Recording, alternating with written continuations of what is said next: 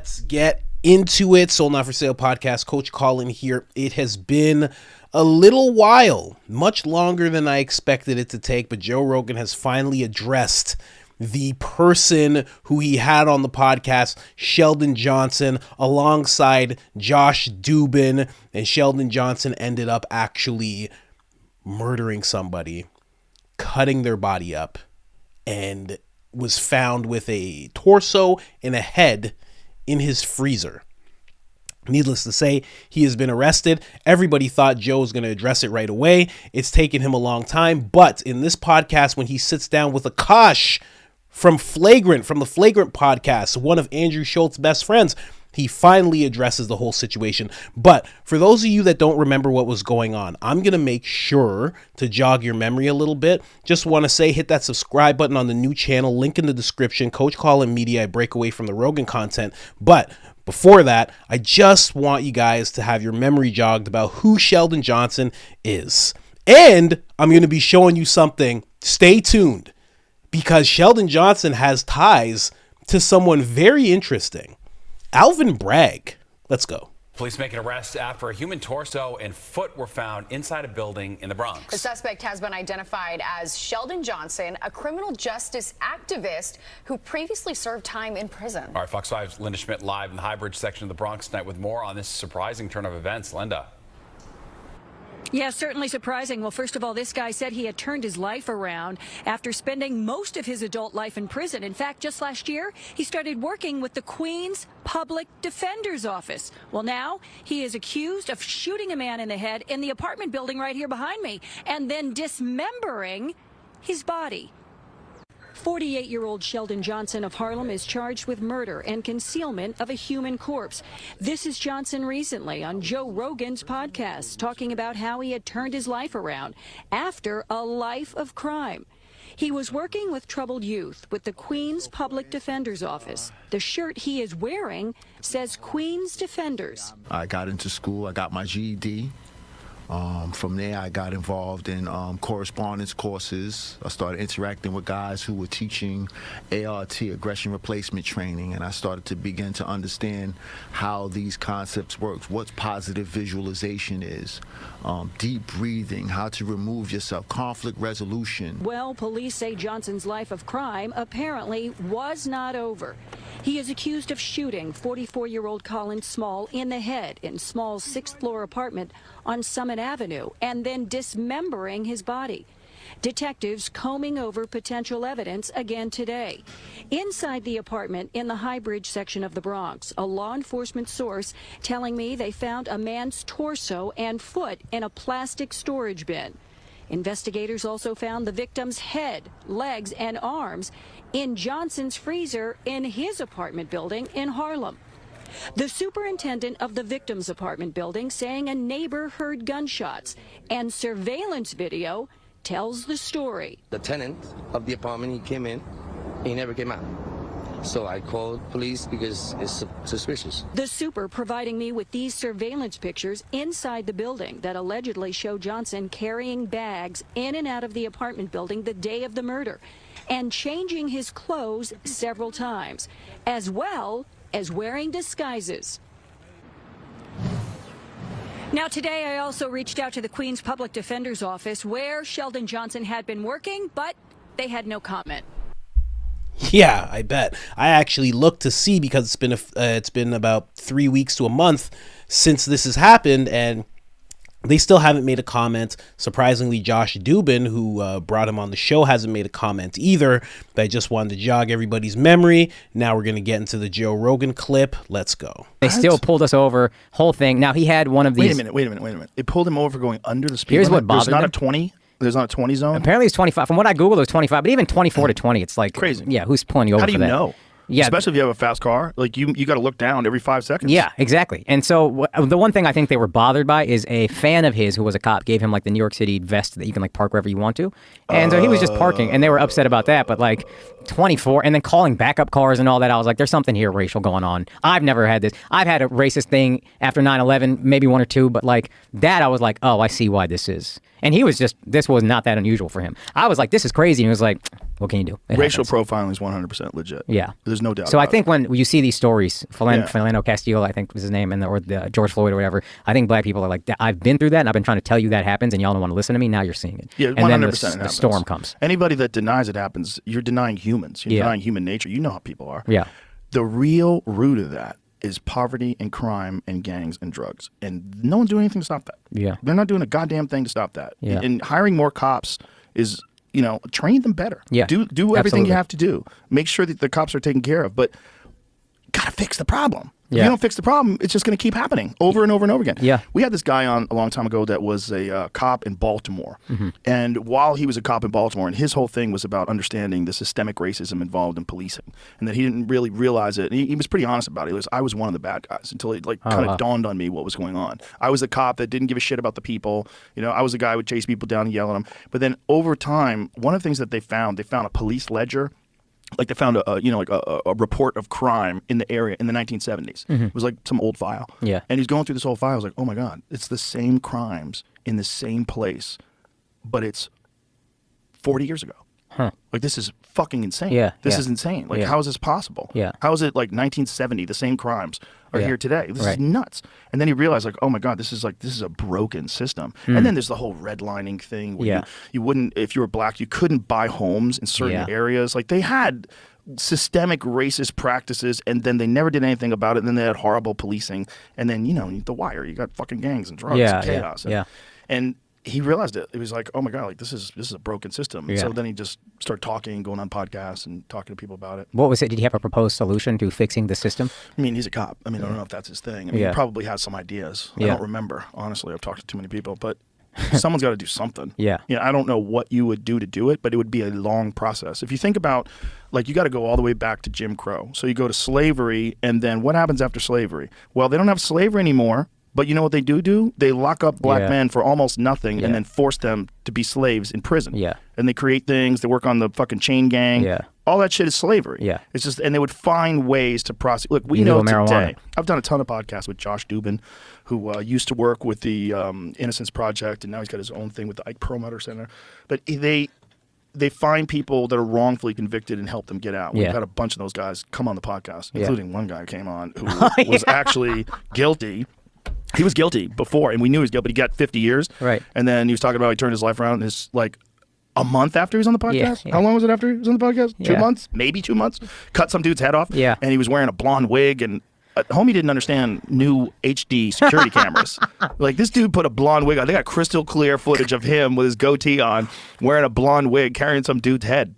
How sold were you in the room with him? How good was he at selling himself as this reformed person? Well, what does it mean? Okay, so he didn't kill anybody in jail, and Yeah. then he's out now, and he's got this new lease on life, and he's out, and he's trying to do something different with his life. When you listen to his explanation of what happened, why he went to jail, so he was a drug dealer, Right. and he had gone to jail before, and some dude owed him money. Some dude, some drug deal, and the guy was like, "Fuck you." So he found the guy, and he pistol whipped him, and he robbed him. Okay. And he got 50 years for that. Right. And he was a habitual criminal for sure. So, should he have gotten 50 years for that? Well, I don't know. I mean, No, it seems no. like Yeah, he it should seems not. like when he got out, Yeah. Yeah. he was kind of a bad guy. Yeah, But okay. was that because he spent 25 fucking years in jail? Because it was 20. I think he did 25 years before they let 24 before they let him out, which is an insane amount of time Yeah. to be locked up in a prison and then expect to acclimate. And So you're saying, did prison make him much worse? Did prison make him much worse? Because it certainly can with some people. Yeah. But we've had people on that were innocent, and prison made them amazing. I mean, something about like the constant studying and the accepting your situation in life, even though you were innocent. And then a lot of those guys got released, and it's crazy to see them like they lost 20 years of their life for something Yeah. that was bullshit, complete bullshit. Yeah. And then you find out that the cops and the prosecutors who were involved in their case had done that to many, many, many people. Mm-hmm. That's another thing that people need to take into consideration. How fucking dirty some people involved in prosecuting and convicting people are. Yeah. You remember that guy in Pennsylvania? There was a guy in Pennsylvania who was a judge who went to jail because it turns out that he was getting paid to have kids arrested and sentence them into juvenile centers. Wow. So he was Paid getting a by whom? kickback. He was getting kickback from the center. So the state has to pay for the population, right? And then you have private prisons, which is even more sinister. Yeah. Because then it's not just the incentive of the people that are working in the prison and the prison guards union, which is a real thing. Prison guards unions work to stop marijuana laws from being Really? Yeah, because they want people to get arrested so that people go to jail. Yeah. So they have jobs. Which is fucking crazy to think. Yeah. But private prisons make money off people being incarcerated. Yeah. If you make money off a person being incarcerated, now you have an incentive for incarcerating people. And just like pharmaceutical drug companies have an incentive to give you drugs you might not even need. Yeah. That's 100% true. I do agree with that, and I think that part of things is very corrupt. The fact that they have these private prisons. Ice Cube was actually, I think it was either on JRE or he was with Bill Maher, and he was talking about the connection between a lot of record executives and the people who owned privatized prisons. So it was very interesting. And he was very set on, he's like, the music is intentionally made the way it is so it can get people wild and it can actually push them into the prison system and make them think that it's okay and make them revisit. So I think that's wild. But let's just start with his response to this dude. Kind of a bad guy. Yeah, kind of a bad guy. But here's the thing. Let me break this down for everybody really quick. And I'm going to show you another clip and show you that Alvin Bragg connection that Sheldon Johnson had. Really, really interesting. Here's the thing. He did pistol whip somebody, and that did get him the 50 years. But before that, he did it again. So he robbed somebody, gunpoint. Again, it was because of drugs. So he's already an active drug dealer. He's pistol whipping someone who owes him money for drugs. He did it to the guy's girlfriend as well because he had a bunch of people with him. So it was a guy and his girlfriend. Then another time he goes to somebody's mechanic shop. Same thing, still a drug dealer. Does it again, right? And before that, there was a bunch of things that he did. He was continuously being this person who was violent, had weapons, had drugs. And it had been going on his whole life. So when he hit that point that Joe said, some judge looked at this and said, what am I supposed to do with this guy? This guy's been in detention centers when he was young. He came out, he went right back, he went right back, he went right back. So the judge looked and said, this guy, based on my expertise and everything I see here, this guy needs 50 years. And as much as I hear 50 years and I'm like, whoa, hold on. But he got out early and he ended up killing somebody. So maybe that judge was onto something. Maybe the judge, maybe 35, I don't know. But the judge was onto something. He saw something in this guy's rap sheet and in him when he was talking to him to make him go, this guy needs a say in. As well as Sheldon's son actually killed somebody as well.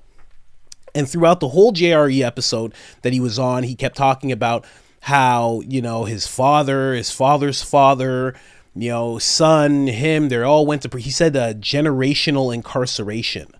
As if it was just a very woke term. You won't hear that from many people. Generational incarceration. I know there's some people who be like, oh, that's actually true. It's like, well, like I said in the last time I covered this, somebody has to take responsibility. You don't just get to be like, well, my father did, so it's fine. It's like, no. At some point, especially when we're looking at Sheldon, you can look at your father, he went to jail. You look at your son, he went to jail. It's time for somebody to say this needs to stop right now. So that's just me. Sounds a little rough, but honestly, I don't know. I don't know how else to break that down. It's somebody needs to take responsibility, and somebody needed to stay in jail another 25 years because as soon as he got out, literally within a year of getting out, he ended up shooting somebody. The person that he shot, this guy COLIN Smalls, was actually from a jail beef. So this guy still hasn't learned. He's working with people. He even said in that clip, working in conflict resolution. None of that stuff was real. And anybody who watched that episode he was in could tell this guy he's not like the rest. When Josh Dubin has people on, it's usually beautiful stories of people wrongfully convicted that all of a sudden, have this life in jail and they stay strong through it all. They stay positive through it all. They get out and they're beautiful people. That's what before Sheldon was on, the last person he had on was an amazing man. Amazing man. So to just talk about Joe's point of, did prison make him worse? Well, think about the other guy that he had on, and I'm sorry I can't remember his name. It was something Brent or Bryant or something like that. He was a black guy, bald guy. And he went to jail for 30 years, something that he did not commit. He stayed positive through it all. He worked to make himself better. He got very educated, and he came out, well-structured guy, like really good guy. It was a beautiful episode. It was so great. You know, you really felt for the guy, and he hasn't chopped up anybody's body. So you got to think right there. One guy's in jail for 25 years, comes out, murders somebody. Another guy's in jail for 30 years. So when you kind of take that position of, did prison make him worse? I would say no. I would say that guy was, as we used to say when we were young, that guy was haunted. That's a haunted person, where it's just they have something in them that makes it so they cannot stop doing what they're doing. He's a haunted person. Now, I'm going to play another clip for you guys.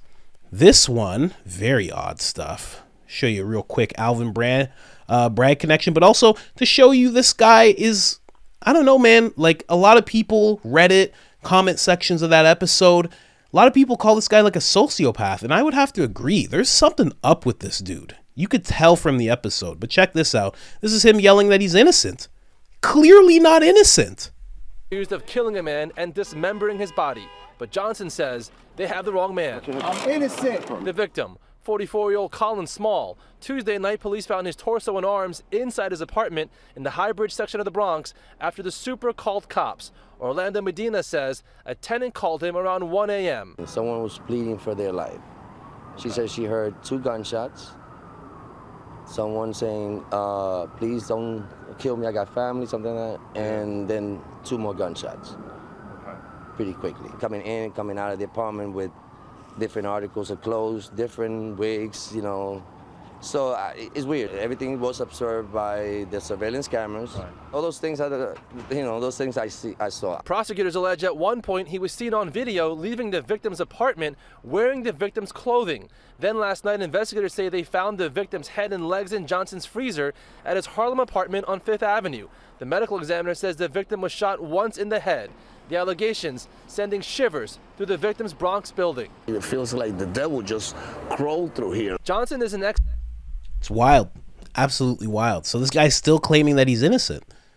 You have somebody who heard the gunshots, seeing him walk back and forth. He's found with body parts in his freezer, and he's still claiming that he's innocent. This is a guy who understands that he got released from jail early because he tapped in to Josh Dubin, who is just one of those bleeding heart liberals, borderline woke type of guys who's going to help anybody that's a person of color. Josh Dubin is always going to have the narrative, no matter who he sees in jail, that if it's a person of color, they probably didn't deserve it. They should be released early. He's always going to have that mindset. And God bless him for it, right? Because he does a lot of good work. But in this case, it's absolutely terrible. So, Alvin Bragg, the same guy who went after Trump, the same dude who went after Trump. I was like looking for comments and anything that was going on in the case, and Alvin Bragg, everybody knows who Alvin Bragg is. He's the one that's responsible for the case that's going on right now. He announced that indictment, the indictment for falsifying New York business records in order to conceal damaging information and unlawful activity from American voters before and after the 2016 election, which we all figured out was Trump actually just wrote, I think he wrote legal expenses.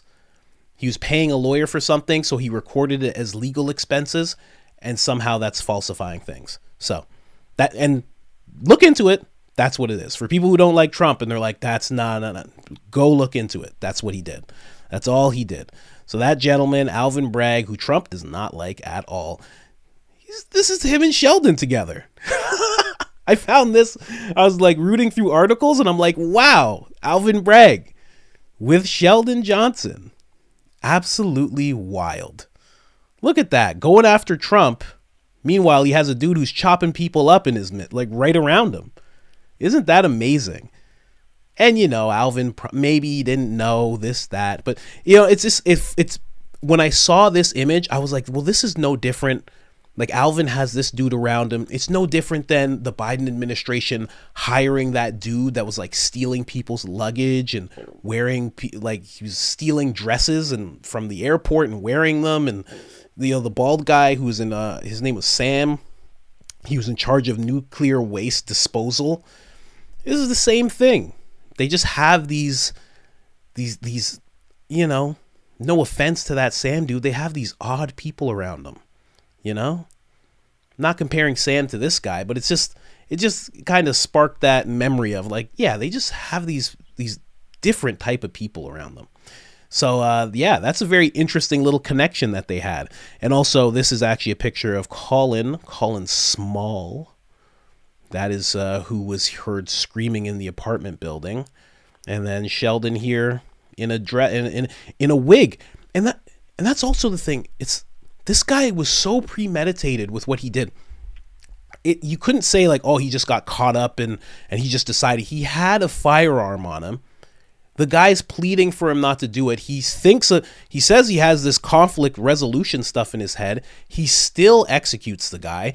He ends up, I've never even heard of this. He looks at the body on the ground, knows this is so demonic. He says, I'm going to chop this up and I'm going to bring it to a different freezer and I'm going to just hide the body for a while. That's all I got to do. I'll just go in and out. I'll put on wigs, this, that. Like this guy, this dude needs to be in jail. He's one of those people. And for some reason, every time I do videos like this, there's always black people who are like, oh, you're one of those guys. Like, why are we always defending the worst of us? Why? He's bad. He's a bad guy. He needs to be in jail. He chopped up a body. I'm not saying he was like smoking weed and he got pulled over and they were too rough on him. I'm not saying that. I'm saying the guy chopped up a person and put parts of that person in his freezer and was looking to get away with what he did. And the whole time he's actually working with kids, you know, probably not young kids, probably teenagers, but still working with kids around Alvin Bragg. And the oddest thing about it all, in my opinion, this is Josh Dubin, apparently net worth $100 million. That really surprised me. But Josh Dubin apparently has given no comment. And the last time I went and covered this, people were talking about how Josh Dubin has blood on his hands. And I have to agree, you know, I don't think it's completely his fault. But again, I think he has that rosy colored glasses towards everyone who's a person of color who's in jail. And as soon as that person, whoever it is that's in jail, says, I'm innocent, Josh takes it upon himself to help them. And again, God bless him for being one of those people. But the fact that he hasn't at least released a comment about this, I went to his Instagram, I went everywhere I could think of, his websites, the Queen Defenders websites. No one's commenting on it whatsoever. At least apologize to the community. At least apologize to Colin Smalls, the gentleman who passed away. Apologize to the family. Something. But also, he's a lawyer, so maybe he's like, I'm not taking any kind of liability in this whole thing. Maybe that's also it. I don't know. But I think Joe's response was pretty soft. Kind of a bad guy. Maybe prison is what made him worse. I don't really think so. But also, I do know I kind of have the black privilege of being able to call this out without somebody potentially calling me racist. Like, yeah, some of my own people might call me names, but I know no one's going to call me racist or anything like that. And maybe Joe's going through that. He doesn't want to say anything too much because he'll get branded as something. You know, they're always trying to jump on Joe. But just wanted to show you guys that. So there you go, Sheldon Johnson, and the episode's still up. Go check it out. I'm out.